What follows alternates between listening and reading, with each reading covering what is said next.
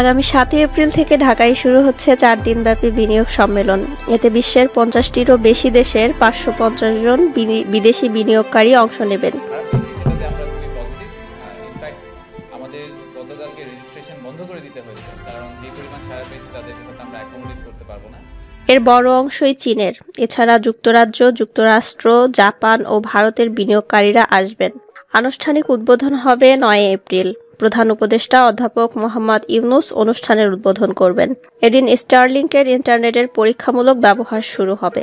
বিদেশিদের কাছে বাংলাদেশের বিনিয়োগ পরিবেশ সরেজমিনে তুলে ধরার মাধ্যমে বিদেশি বিনিয়োগ বাড়ানো এই আয়োজনের প্রধানতম উদ্দেশ্য। এই আয়োজনের মাধ্যমে দীর্ঘমেয়াদে বাংলাদেশের জন্য একটি বিনিয়োগ পাইপলাইন তৈরি হবে বলে সংবাদ সম্মেলনে জানানো হয়।